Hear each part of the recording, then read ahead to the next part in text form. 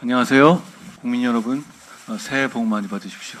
오늘은 제가 할 얘기들이 많이 있는데요. 제가 좀 할 말이 많은 거는 좀 안 좋은 소식이지만, 대신에 제가 말이 빠르니까 그렇게 오래 걸리지는 않을 겁니다. 전 투표 제도 관련해서 선관위에 대해서 한 말씀 먼저 드리고 시작하겠습니다. 선거는 민주주의의 핵심이고요. 공정한 선거 관리는 민주주의의 기둥이죠. 그리고 그것을 담당하는 선거관리위원회의 책무고요. 제가 오늘 드리고 싶어 하는 말씀은 사전투표에서 사전투표 관리관이 법에 정해진 대로 진짜 날인을 해야 한다는 점입니다. 당연한 말씀인데 지금까지 지켜지지 않고 있어요. 지금 현재로는 공직선거법 158조 3항에는 사전투표관리관이 투표용지에 사전투표관리관 칸에 자신의 도장을 찍은 뒤에 선거인에게 교부한다고 규정되어 있습니다. 그런데 지금은 어떠냐면 사전투표의 경우에는 도장을 찍는 게 아니라 관인이 인쇄된, 그러니까 도장이 인쇄된 용지를 그냥 나눠주고 있습니다. 법 규정과는 다르지만 판례에서 그것도 가능하다라는 판례가 있기 때문에 그런 것을 근거로 하는 것인데요. 이 부분에 대해서 국민들께서 문제가 있다고 생각하시는 분들이 많습니다. 그건 저도 그렇습니다. 일반적으로 생각하시면 뭐 그럴 수도 있는 것이 아니냐라고 생각할 수도 있는데, 여러분, 사전투표가 아니라 투표 당일날 하는 본투표 있지 않습니까? 본투표에서도 만약에 이러고 있다면 그럴 수도 있다고 할 수 있어요. 그런데 본투표에서는 정작 진짜 투표관리관이 자기 도장을 찍어서 교부하고 있습니다. 그러니까 사전투표에서 본투표와 달리할 이유가 아무것도 없는 건데 말이죠. 이미 본투표장에서 그렇게 실시되고 있기 때문에 본투표처럼 사전투표도 하라는 겁니다. 그리고 그게 법에 그렇게 규정되어 있고요. 선관위 측에서는 이 부분에 대해서 안 한다고 하면서 인력과 시간이 많이 든다고 하는데요. 인력은 우리 정부와 지자체에서 충분히 제공할 용의가 있다고 이미 설명한 것으로 알고 있고요. 시간은 그렇게 따지면 본투표는 할 수 있는 거다. 본투표에서는 충분히 그러고 있지 않습니까? 저는 이 부분에 대해서 선관위가 고집 부릴 일이 전혀 아니라고 생각합니다. 오히려 본투표에서도 하고 있는 것을 똑같은 효력 있는 사전투표에서 하지 않겠다고 고집 부리는 것은 국민들께서 선관위의 공정한 선거 관리에 대한 의지를 의심하실 수도 있는 상황이라고 생각합니다. 절대 선관위가 그럴 것 같지는 않은데요. 절대 그런 의심의 소지조차 없어져야 한다고 생각합니다. 반드시 날인해야 한다고 생각합니다. 안 할 이유가 없습니다. 다음으로 우리 국민의힘에 소속된 김성태 전 의원님에 대한 제 생각을 이 자리를 빌어서 말씀드립니다. 국민의힘이 이번 선거에서 동료 시민을 위해서 승리하기 위해서는 용기와 헌신이 반드시 필요합니다. 그런 차원에서 저도 정치를 시작하면서 불출마를 결정했던 것이고요. 이번 총선에서 우리 당은 보수정당 사실상 최초로 시스템 공천을 시작했습니다. 시스템 공천이라는 것은 공천하다 보면, 공천 과정을 겪다 보면 예측하지 못한 경우가 생길 수가 있습니다. 그러니까 아쉽지만 탈락하는 경우도 생길 수가 있는 것이죠. 김성태 전 의원은 과거 단식으로 드루킹 특검을 관철함으로써 민주주의가 훼손되는 것을 온몸으로 막았던 분입니다. 2018년 5월에 드루킹 특검 도입을 위해서 9일간 단식 투쟁을 하셨고, 그 이후에 2018년 5월 21일 드루킹 특검의 여야 합의를 이루어내셨습니다. 결국 그 특검의 결과 드루킹의 실체가 드러났죠. 김성태 전 의원은 누구와 다르게 진짜 단식을 하신 분이고, 단식의 목적 자체도 누구처럼 자기를 지키려는 것이 아니라 민주주의를 지키려는 명분 있는 것이었습니다. 우리 당은 이번에 우리가 도입한 시스템 공천의 과정을 존중해야 합니다. 그렇기 때문에 당의 후보로서 김성태 전 의원을 국민들께 제시하지 못합니다. 그렇다고 해서 김성태 전 의원의 헌신과 민주주의에 대한 기여, 그리고 거기에 대한 저와 우리 당의 평가가 달라지는 것은 전혀 아닙니다. 저는 김성태 전 의원님과 함께 이번 4월에 승리를 만들고 싶습니다. 김성태 전 의원님께서도 우리와 함께 해주실 것이라고 저는 기대합니다. 설을 지나면서 이재명 대표님에 대해서 여러 가지 관심들이 많으셨고 국민들께서도 설 밥상에서 이런저런 얘기를 나누셨을 겁니다. 제가 설이 지나고 그런데 이제 이 중요한 내용들에 대해서 이재명 대표님이라든가 민주당은 전혀 답을 하고 있지 않잖아요. 제가 국민들을 대신해서 몇 가지 질문을 대신 드리겠습니다.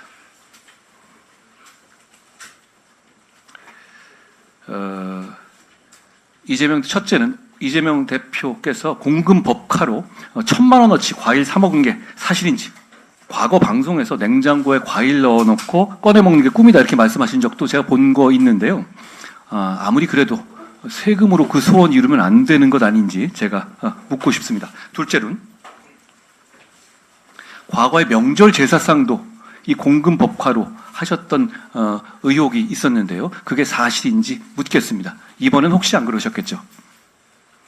셋째로 응급 헬기 특혜가 본인이 결정한 게 맞는지, 굳이 왜 헬기 타고 가겠다고 한 것인지 제가 묻고 싶습니다. 제가 이런 질문 물을 때마다 한 번도 답을 못 들었거든요. 답을 안 하는 것도 답입니다. 국민들께서 보고 계시다는 말씀 드립니다. 저는 이재명 대표님과 관련해서 민주당이 처한 도덕적인 딜레마에 대해서도 한번 생각해 봤습니다. 설 직전에 대표적인 운동권 정치인인 우상호 비대위원장까지 지내셨죠. 의원께서 저에게 입에 올리기 어려운 욕설을 방송에서 하셨죠. 저는 그분이 과거에도 그런 분이었기 때문에 그분 자체에 대해서 뭐 사과를 요구하고 싶은 생각까지는 없습니다. 그런데 보통 이런 일이 있고 이런 일이 회자될 때면 이런 문제를 신속하게 정리하기 위해서 당 차원에서 유감을 표명하거나 아니면 당 차원의 누군가라도 이건 잘못됐다든가 이런 식으로 정리하고 나가는 게 우리 정치의 상례였던 것 같습니다. 그리고 그게 제가 별로 좋아하지 않는 여의도 문법이죠.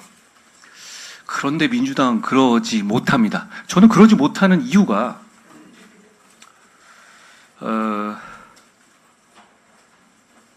모든 것이 이재명 대표의 기준이 되다 보니까 이재명 대표께서 과거에 가족에게 했던 욕설의 수준보다 낮은 것들은 사과할 수도 비판할 수도 없는 딜레마에 처한다고 생각합니다. 저는 이게 우리나라 제1당의 큰 문제고 그게 국민적으로도 이 가슴 아프고 유감스러운 일이라고 생각합니다. 결국 이재명 대표는 공천의 기준도 대단히 낮춰놨잖아요. 본인은 다 빠져나갈 수 있게.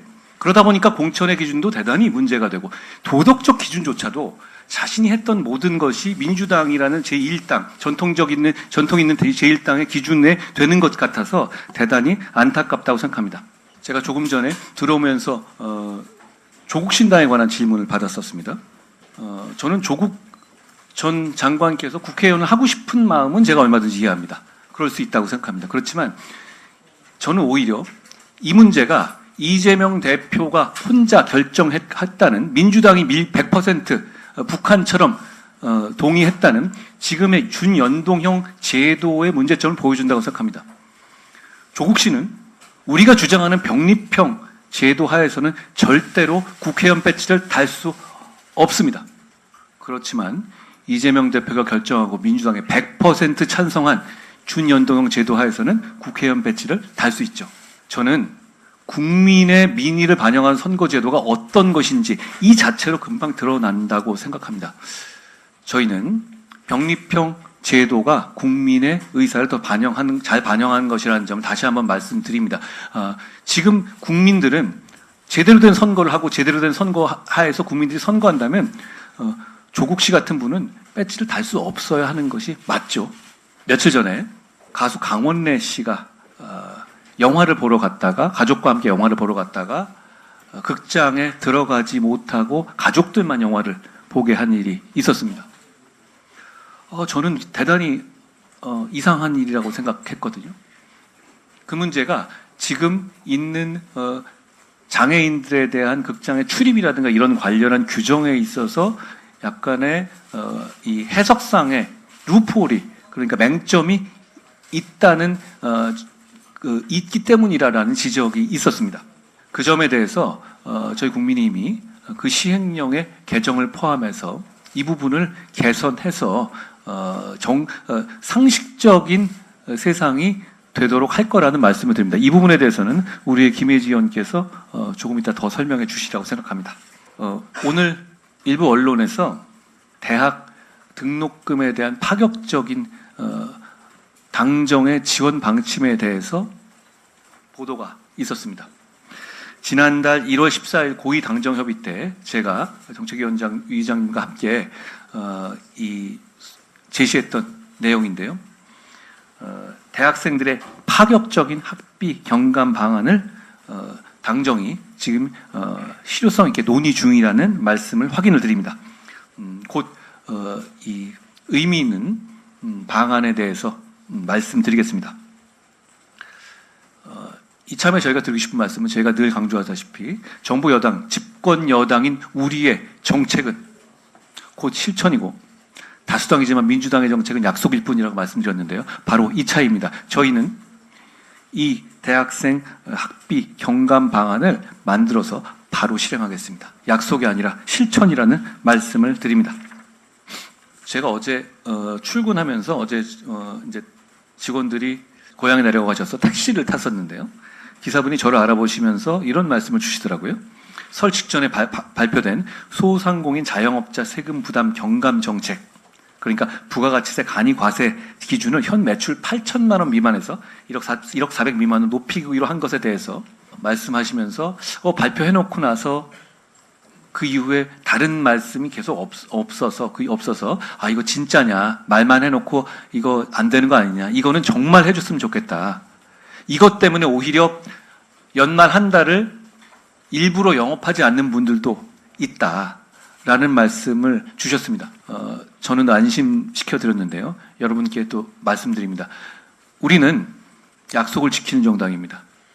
그렇기 때문에 저희가 한 약속은 반드시 지킨다는 말씀을 드립니다. 이 정책이 대단히 좋은 정책이라는 점을 말씀해 주신 제가 탔던 그 택시 기사님께도 감사하다는 말씀을 드립니다. 오늘 말씀은 제가 이 정도 하겠습니다. 대한의사협회 산하 16개 시도 의사회가 오늘 15일 의대 정원에 반대하는 골기대회를 열 예정이라고 합니다. 대한응급의학의사회 또한 비대위를 구성했다며 응급의료 현장을 떠나 집단 행동에 가세할 수 있음을 시사하고 있습니다. 필요 인력을 구하지 못한 필수 의료 및 지방 의료 현장이 만성적인 업무 과정에 시달리고 있음을 의사라면 모를 리 없습니다. 의료 인력 부족으로 인해 환자가 사망하는 안타까운 일이 생겨 사회적 이슈로까지 떠오른 상황입니다. 의료 현장이 이런 상황이라면 의사단체에서 먼저 나서서 의대 정원 확대를 요구하는 것이 마땅하다고 생각합니다. 그런데도 불구하고 지금 의사단체들은 파업을 무기 삼아 번번이 정원 확대 논의를 무산시켜 왔습니다. 의대 정원 확대 반대가 의사 모두의 뜻은 아닐 것이라고 생각합니다. 지금 윤리를 저버리고 국민의 건강과 생명을 인질로 잡은 채 과격 집단 행동을 주장하는 일부 의사단체 집행부의 문제가 크다고 생각합니다. 의협 회장을 역임했던 한 인사는 정부는 의사들을 이길 수 없다. 재앙적 결과는 국민의 몫이라며 보는 눈을 의심케 하는 막말을 SNS에 게재하기도 했습니다. 문제를 정부와 의사단체와의 힘싸움으로 치부하는 단편적인 인식으로 또 모자라 국민의 생명을 볼모로 잡겠다는 발언은 아무리 생각해도 의사라는 직업을 가진 분이 하실 말씀은 아닌 것 같습니다. 예로부터 의술은 인술이라는데 지금 집단 반발을 주도하는 분들에게 과연 의술은 무엇이라 생각하는지 묻고 싶습니다. 우리 국민의 90% 가까이 의대 정원 확대에 동의하고 있으며 정치권도 이 문제만큼은 여야의 생각이 다르지 않습니다. 잇따른 과격 발언이 실제로 집단 행동으로 옮겨진다면 국민들의 대대적인 실망과 질타가 쏟아질 것입니다. 전공의를 비롯한 일선 의사들께서는 부디 필수 의료와 지방 의료의 위기를 극복하기 위한 정부의 노력에 대해 대성적으로 대화하고 협력해 주시기 바랍니다. 총선이 다가옴에 따라 SNS와 포털 그리고 뉴스 댓글창이 뜨겁게 달아오르고 있습니다. 전 국민이 언제 어디서든 인터넷 접속이 가능한 오늘날 온라인을 통한 여론 형성은 민주주의의 필수 불가결한 작동 원리가 되었습니다. 그러나 인터넷을 통해 수시로 확산되는 루머와 혐오 조장 발언은 오늘날 민주주의를 위협하는 주범으로 꼽히기도 합니다. 따라서 정치권은 온라인에서 일어나는 정치 참여 행위가 성숙한 방향으로 나아갈 수 있도록 관심을 기울이고 지지층을 다독여 나갈 필요가 있습니다. 지난 명절 연휴에 민주당에서는 우리 당의 연탄 봉사에 대해 당시 현장 상황을 제대로 살펴보지도 않고 연탄 정치쇼니 연탄 화장이라는 자극적인 말로 사실을 왜곡하고 선동했습니다. 책임 있는 정치인이 방송에서 우리 당 비대위원장께 욕설을 하는 일도 있었습니다. 아무리 선거를 앞두고 있다 하지만 상식적으로 이해하기 힘든 정치 오염 행위들입니다. 제도권 정치인들부터 이러니 인터넷 댓글창이나 커뮤니티에서도 상대당을 향한 정오와 저주의 말들이 멈추지 않고 있습니다. 설날에 OTT를 통해 풀린 한 인기 드라마에 대해서는 부패한 재벌 회장이 수관복을 입고 등장한 장면을 두고 느닷없이 야당 대표를 풍자했다며 지지층에서 드라마 제작진에게 화살을 돌리는 일도 있었습니다. 민주당은 총선이 벌써부터 과장되고 왜곡된 혐오 주장들로 오염될 기미를 보이는 것에 대해 책임감을 느껴야 합니다.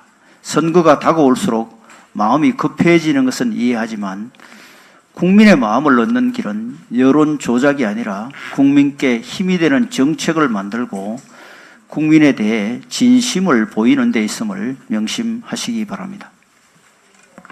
예, 제 연탄 봉사를 말씀해 주시니까 제가 한 말씀만 드리겠습니다.